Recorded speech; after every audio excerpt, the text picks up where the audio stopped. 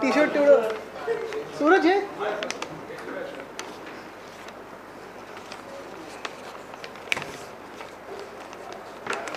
हे ना बघितलं की आवाज बदलायचाच वाटतो, खरं आवाज कळला नाही.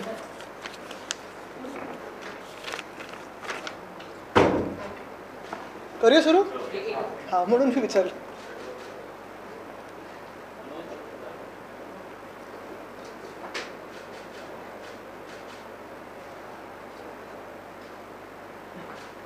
रेडी? मी आपल्या सर्वांचं मातोश्रीमध्ये स्वागत करतो. पत्रकार परिषद घेत असताना आपल्याला अनेकदा महत्त्वाचे विषय आपल्यासमोर आणि आपल्याच माध्यमातून जनतेच्या समोर आणलेले आहेत. आज देखील खूप विषयांवर चर्चा सुरू असते. आपण पाहतो साधारणपणे वेगवेगळे विषय देशात चर्चेत आहेत. तरी मुंबईमध्ये आणि महाराष्ट्रामध्ये मला वाटतं जर दोन सगळ्यात महत्त्वाचे विषय आज असतील तर मुंबईसाठी पाण्याचा विषय आहे. अर्थात सगळ्या महाराष्ट्रात पण आहे. जर आपण पाहिलं तर छत्रपती संभाजीनगरमध्ये मला वाटतं आता 11 दिवसातून एकदा पाणी वगैरे असं सगळी परिस्थिती आहे. आणि ही परिस्थिती बिकट करायला मुंबईत देखील आपण पाहतोय.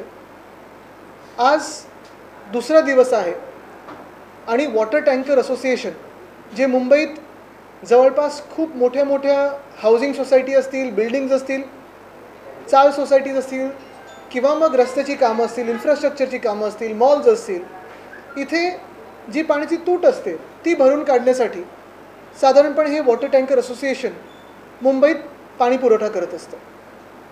1 आठवड्या आधीच ह्या टँकर असोसिएशननी संप पुकारला होता आणि त्या हिशोबाने त्यांनी काल पहिला दिवस होता, आज दुसरा दिवस होता. काल देखील मी सोशल मीडियाच्या माध्यमातून मुंबई महानगरपालिकेच्या आयुक्तांना विनंती केली होती की हे सगळं पाण्याचा संप जेव्हा किंवा पाण्याच्या टँकरचा संप जेव्हा पुकारला जाईल, मुंबईवर ह्याचा काय परिणाम होईल ह्याच्यावर पत्रकार परिषद घेऊन मुंबईला अवगत करावं, मुंबईकरांना अवगत करावं की काय त्रास सहन करायला लागणार आहे. तसं पाहायला गेलं तर हा काही विषय नवीन नाही आहे. गेल्या 3 वर्षामध्ये या टँकर असोसिएशननी संप पुकारलेला आहे. 2-3 वेळा मी देखील अपील केल्यानंतर त्यांनी सरकारबरोबर बोलणी केली. ह्यांचंच सरकार होतं, एशनची सरकार होतं आधीच्या ह्याच्यात, आणि त्या आश्वासनावर त्यांनी त्यांचा संप मागे घेतला होता. तसं पाहायला गेलं तर त्यांच्या मागण्या काही ठराविकच आहेत, जास्ती काही मागण्या नाही आहेत. आणि ह्या सगळ्या मागण्या जास्त मागण्या आहेत कारण जे काही सेंट्रल ग्राउंड वॉटर अथॉरिटीनी, जलशक्ती मंत्रालय जे आहे, त्यांनी जे काही कायदे लावलेले आहेत ग्राउंड वॉटर खेचण्यासाठी किंवा जमिनीच्या खालचं पाणी खेचण्यासाठी, ते कायदे मुंबईत लागू होऊ शकत नाहीत किंवा इम्प्रॅक्टिकल आहेत, प्रॅक्टिकल नाही आहेत. असे काही कायदे त्यांनी सांगितले की मुंबईला त्याच्यातून सूट द्या. 3 वर्ष आपण पाहतोय आश्वासन मिळतं सरकारकडून, पण तो सरकारकडून प्रस्ताव ह्या राज्य सरकारकडून केंद्र सरकारकडे जातो की नाही जात ह्याच्यावर सगळ्यांचा प्रश्न.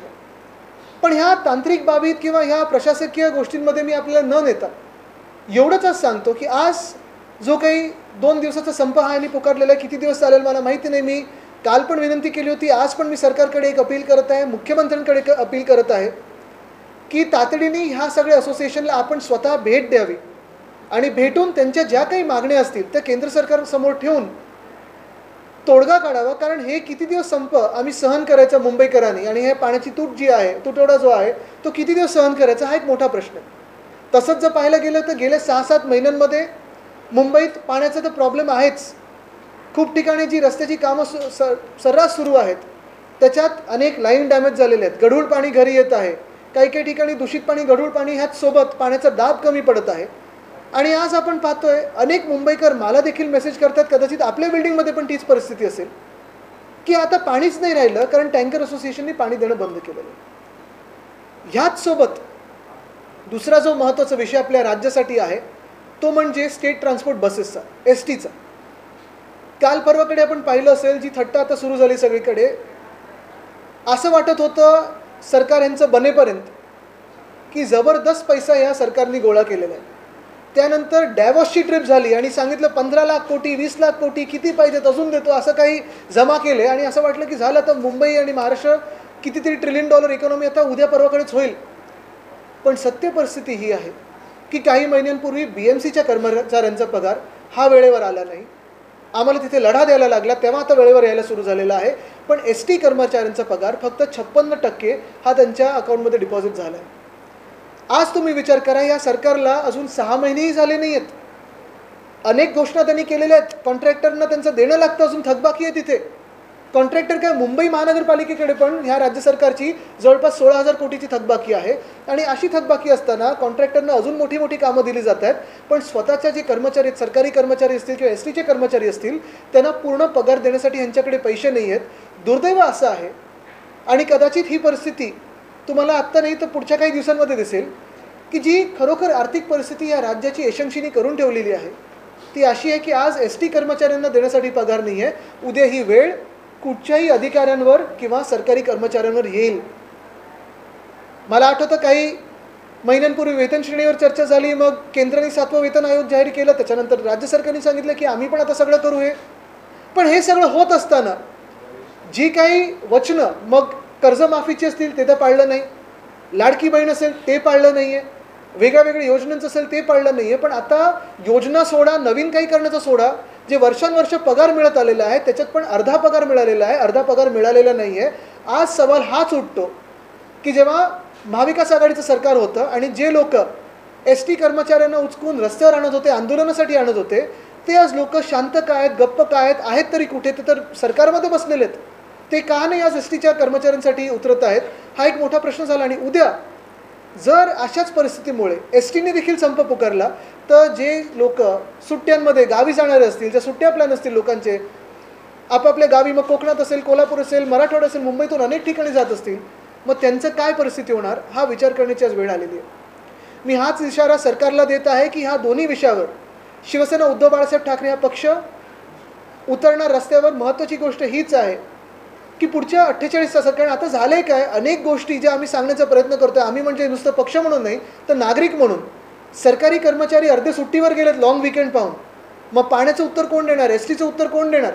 सगळी उत्तरं पुढच्या आठवड्यात. मग आता मुंबईकर जो ताणलेला आहे, जर पुढच्या 48 तासात हा प्रश्न सुटला नाही तर आम्ही शिवसेना उद्धव बाळासाहेब ठाकरे पक्ष म्हणून आणि मुंबईकर म्हणून प्रत्येक वॉर्ड ऑफिसवर आम्ही मोर्चा काढल्याशिवाय थांबणार नाही. आणि त्या तिकडच्या स्थानिक वॉर्ड ऑफिसरला विचारणार की ही जबाबदारी महानगरपालिकेची होती, ती जबाबदारी तुम्ही पूर्ण का नाही पार पडली? कारण मुंबई महानगरपालिकेला पत्र, हे असोसिएशनचं, टँकर असोसिएशनचं पत्र मागच्याच आठवड्यात दिलं गेलं होतं. सध्या कोस्टल रोडचा उर्वरित भाग करायचं काम सुरू आहे आणि त्या दरम्यान जी मँगोची झाडं कापली जातात त्याची भरपाई म्हणून आता चंद्रपूरमध्ये झाडं, हो म्हणजे जखम मांडीला मलम शेंडीला असं ते झालंय. बघा तुम्ही विचार करा, 60,000 झाडं जवळपास कापली जाणार आहेत नॉर्थ कोस्टल रोडसाठी. बरं, हा कोस्टल रोड कुठचा? तर एक्सटेन्शन, हा म्हणजे ओरिजिनल जो कोस्टल रोड होता दहिसर ते दक्षिण मुंबई असं नव्हतं. हे खेचून पुढे नेत आहेत. त्याच्यात 60,000 कत्तल करण्याची गरज आहे का?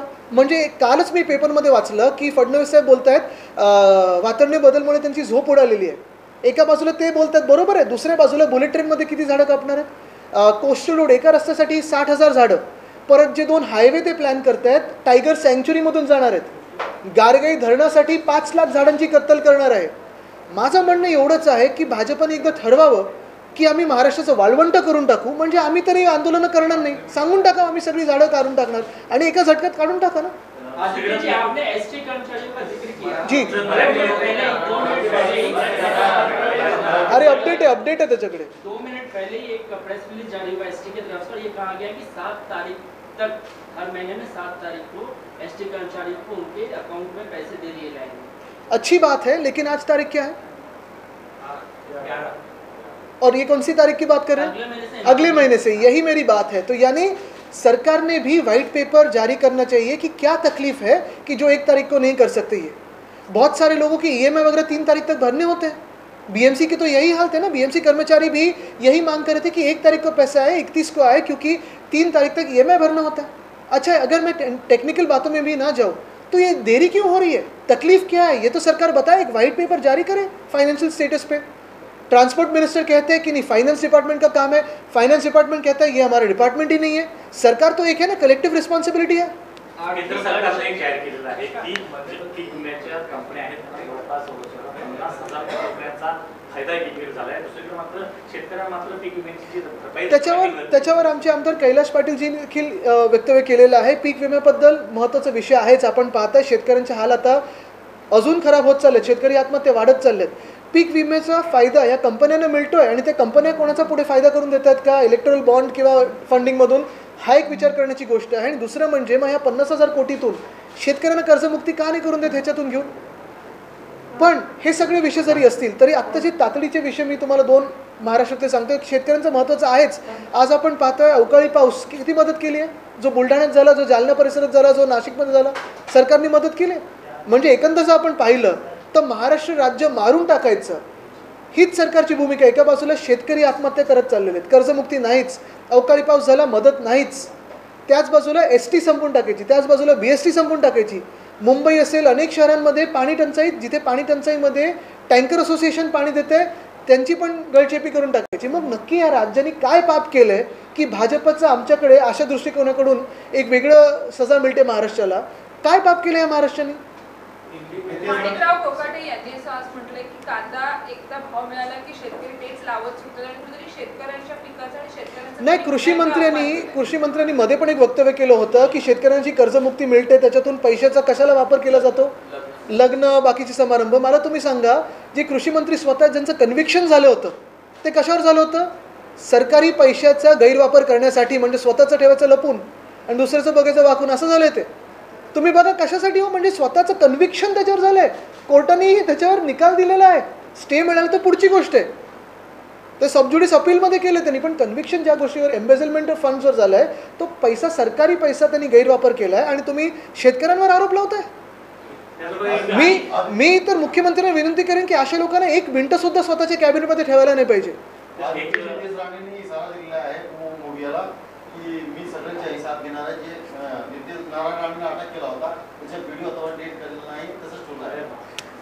कचऱ्याच्या प्रश्नावर आपण नंतर बोलू. वाटर टैंकर का विषय, वाटर टैंकर वाले ये भी बोल रहे हैं कि सिर्फ मुंबई में ये सेंट्रल गाइडलाइन का इम्प्लीमेंट चल रहा है, थाने बाकी जगह पे नहीं. बिल्कुल. मुंबई और महाराष्ट्र के लिए 2 अहम विषय, सबसे महत्वपूर्ण विषय यही है. पहली बात तो मुंबई में अगर आप देखें तो पानी की समस्या काफ़ी और भी गहरी होती जा रही है. पहले तो दूषित पानी आता था, पानी का प्रेशर कम था, और अभी जैसे ही समर का समय बढ़ता जाएगा तो इस मौसम में अगर आप देखें तो पानी बहुत ही कम पड़ते जाता है. BMC का सप्लाई अभी इरेगुलर होते जा रहा है. उसी में अगर आप देखें तो सबसे कठिन परिस्थिति में जो टैंकर एसोसिएशन बहुत सारे बिल्डिंग्स की, हाउसिंग सोसाइटीज़ की, चार्ज सोसाइटीज़ की, या फिर इंफ्रास्ट्रक्चर वर्क्स की, या मॉल्स की, या होटल्स की मदद को आता था, उसी टैंकर एसोसिएशन पे काफ़ी सारे कानून सेंट्रल गवर्नमेंट ने, जो जल शक्ति मंत्रालय, उनके सेंट्रल ग्राउंड वाटर अथॉरिटी ने लगाए हुए हैं. लगभग 3 सालों से ये समस्या जारी है. तीनों सालों में उन्होंने ऐसे ही स्ट्राइक पुकारा था. 2 बार तो मैंने ही कभी कभी बीच में बात करके, उनको विनती करके, सरकार से बात करके पीछे लेने की कोशिश की थी. लेकिन यही बात होती है कि ये जो रूल्स बनाए हैं उसका इम्प्लीमेंटेशन तो मुंबई में ही होता है. और दूसरी बात, रूल्स जो मुंबई के लिए लगाए हैं वो काफ़ी इम्प्रैक्टिकल है. वो रूल्स अगर आप समझे, अगर आप पढ़े, तो आप भी पूछेंगे कि ये रूल्स मुंबई में कैसे लागू कर सकते हो. बिल्कुल, ये जो पानी की समस्या है या जो पर्यावरण की समस्या है, उसमें रूल्स होने चाहिए, कानून होना चाहिए, कानून इम्प्लीमेंट होना चाहिए, लेकिन वो कानून या रूल्स प्रैक्टिकल होने चाहिए. यही बात है. और यही मैं सरकार से विनती करूंगा, CM साहब से विनती करूंगा कि आज उनसे मुलाकात करें और जो पिछले 2 सालों में सिर्फ बातें करते आए, उस बातों पे अमल हो. उस बातों की अगर आप देखें तो उस पर कोई प्रस्ताव केंद्र सरकार की तरफ जाए कि ये रूल्स जो है ये इम्प्रैक्टिकल है, थोड़ा अमेंड किया जाए. मुंबई के लिए सुधारित कोई अगर रूल्स आते हैं तो अच्छा होगा. और आज अगर ये मामला अगले 48 आवर्स में अगर इसका कोई हल नहीं निकला अगले 48 आवर्स में, तो हम शिवसेना उद्धव बाळासाहेब ठाकरे पार्टी हर एक वार्ड ऑफिस पे मोर्चा निकालेंगे. आपण बघतोय गेल्या अनेक वर्षांपासून मुंबईच्या राणीच्या बागेमध्ये अनेक प्राणी एक घेतो मग मी परत तुमचा प्रश्न होतो, पण तुमचा राणीचा बागेचा नंतर घेऊया. सॉरी. 2 राष्ट्रीय मुद्दे हैं. पहला, आज ST पे ब्रीफ कर दीजिए पहले. ST पे बिल्कुल. आप लोग भीख नहीं मांग रहे हैं, फाइनेंस सचिव के पास जाके मैं खुद 7 तारीख. दूसरा जो महत्वपूर्ण इशू है वो यही है पूरे महाराष्ट्र के लिए कि स्टेट ट्रांसपोर्ट की बसेस हर गांव में जाती है. अगर आप बसेस की हालत देखें तो बसेस की हालत तो सबसे ख़राब ही है. बीच में किसी ने एशेंसी गट से ये भी सोचा था कि 2000 बसेस ले, और उस कैंप पे फडणवीस साहब ने ही स्टे दिया था. तो अगर बसेस खरीदने को पैसा है, बसेस नए सिस्टम में लाने को पैसा है, तो सारे ST कर्मचारियों को सिर्फ 56% पैसा आपने दिया है, पगार दिया है, सैलरी दी है. ये ऐसे कैसे बात हो सकती है. और यही सरकार हमें बताए किसी भी ब्लेम गेम में न जाते हुए, क्योंकि परिवहन मंत्री कहते हैं कि ये वित्त मंत्री का डिपार्टमेंट है, वित्त मंत्री कहते हैं नहीं परिवहन मंत्री देखेंगे, परिवहन मंत्री कहते हैं कोई दूसरा डायरेक्टर देखेगा, लेकिन इसमें यही बात होती है कि जब कैबिनेट होती है उसकी कलेक्टिव रिस्पॉन्सिबिलिटी, सरकार की जिम्मेदारी हर एक की होती है, और यही सरकार वाइट पेपर एक लाए जारी करे कि असल में सरकार की फाइनेंशियल पोजीशन क्या है। दो सवाल है। एक पहला, ज्योतिबा फुले पर बनी फिल्म को आज रिलीज होना था लेकिन नहीं हो पाई, पोस्टपोन कर दिया गया। कांग्रेस और एनसीपी का आरोप यह है कि सरकार के दबाव की वजह से इस फिल्म को रोका गया, जबकि कश्मीर फाइल्स को अनकट पेश कर दिया। शिवसेना की क्या भूमिका है इस फिल्म में? देखिए, हमारी भूमिका यही रहती है कि जो समाज में चलते आया है उसी का प्रतीक काफ़ी सारे आर्ट फॉर्म से आता है, लेकिन मुझे लगता है कि सबसे अहम चीज़ आज की जो है वो यही है कि हर एक को मुंबई में, फिर आपकी जाति कोई भी हो, भाषा कोई भी हो, धर्म कोई भी हो, पानी नहीं मिल रहा है। मेरी समस्या वही है, और आज मैं उसी पे बात करूंगा, उसी पे आपको एक बार लाना चाहता हूँ कि मुंबई में पानी की जो समस्या है, टैंकर एसोसिएशन की जो समस्या है, उसे पहला हल कोई निकाले सरकार, और एसटी के कर्मचारी वापस बहुत सारे जातियों से, बहुत सारे धर्मों से उनको उनका पगार मिले। खरं तर राणीच्या बागेमध्ये गेल्या अनेक वर्षांपासून प्राणी येण्याची प्रतीक्षा होती आणि ते प्राणी आलेले नसल्याने 21% फुटफॉल हा कमी झालेला आहे, पर्यटक पाठ फिरवत आहेत। नक्कीच, पण त्याच बाजूला एक आनंदाची गोष्ट ही आहे की जेव्हा आत्ता मला वाटतं युरोपियन काही देशातून जे काही आत्ता डेलिगेशन झाले, मला वाटतं बेल्जियमचे राजघराणं होतं, त्यांना काय दाखवलं नाही मुंबईमध्ये, पेंग्विन, बरोबर आहे, ह्याचा मला अभिमान आहे, आणि असंच मी चॅलेंज करतो की सरकारने असं चिता दाखवलं नाही असतील तर। इसके अलावा तहबू राणा को लेकर आए, सरकार आपकी तरफ पार्टी की तरफ से कहा गया कि सरकार इसका फेस्टिवल न मनाए, इस पर मुख्यमंत्री का कहना और अर्जुन राम मेघवाल उनका कहना है कि विपक्ष जो है अननेसेसरी सियासत कर रहा है, उसको मुंबई को इंसाफ दिलाने का। बिल्कुल, हमारी तो यही मांग है और मेरी भी यही राय है। कल भी मैंने ये कहा कि वो जो राणा अतिरेकी है, जो आतंकवादी है, उसे मुंबई के पब्लिक स्क्वायर में जहाँ 26/11 हुआ वहाँ फांसी दी जाए, और जल्द से जल्द दी जाए। अगर ये तो प्रूवन है, यूएस में भी उसी के लिए पकड़ा था, हमें भी पता, सब दुनिया को पता है, तो उसे जल्द से जल्द मुंबई में किसी चौक में या जहाँ 26/11 हुआ वही उसी इलाके में फांसी दी जाए। इस पे कोई निगोशिएशन हो नहीं सकता। सारे पार्टी, मुझे लगता है सभी एक ही राय के हैं, और जैसे आपको याद होगा कसाब को फांसी दी गई, अफजल गुरु को पार्लियामेंट के अटैक के दौरान की फांसी दी गई, वैसे ही इसको भी फांसी दी जाए, लेकिन वहाँ नहीं, रास्तों पे दी जाए, तो जो भी आतंकवादी होगा उसे वो देखेगा कि भारत आतंकवाद पे निगोशिएशन नहीं करता। अच्छा, तवरू नाना काल आणलं गेलं आहे, त्या अतिरेक्याला आमचं स्पष्ट मत आहे की ज्या मुंबईमध्ये 26/11चा हमला झाला, त्याच मुंबईमध्ये लवकरात लवकर त्या आतंकवाद्याला, राणाला फाशी दिली गेली पाहिजे, भर चौकात फाशी दिली गेली पाहिजे। अनेक वर्ष अनेक सरकार ह्याचा पाठपुरावा करत आलेले आहेत, जसं मला वाटतं 2013 साली कसाब असेल, त्याच्या आधी अफजल गुरु असेल, त्याच प्रकारे, पण कुठे लपून छपून नाही, तर भर चौकात फाशी दिली गेली पाहिजे, आणि जगाला एक संदेश दिला पाहिजे आपण की अतिरेक्यांसोबत आपण निगोशिएट नाही करणार। Sir, the Maharashtra government has approved a proposal of relocating 50,000 to 1 lakh Dharavi residents from Dharavi to a Deonar landfill, which is an active dumping ground. Absolutely. It is on the orders of their owner Adani. कोण आहे तो? नाही, हे मी बघत होतो, दाखवायला पाहिजे की नाही, but it is on the orders of their owner Adani, BJP's owner Adani, and let me remind them that for the past 2 years they have tried everything to clear out Dharavi, but Dharavikars are united, be it from any religion, be it from any background, be it from any socio-economic background.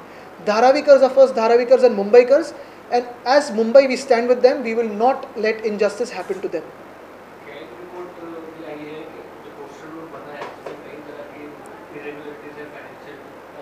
Coastal road, पहले बात करूँ तो ये हमारा सपना था जिसे हमने शुरू भी किया, और अगर हमारी सरकार होती तो पूरा का पूरा कोस्टल रोड, ऐसे अंशतः नहीं, पूरा का पूरा कोस्टल रोड 2023 के दिसंबर तक बिना किसी डिले और बिना किसी एस्केलेशन से हम पूरा करते थे।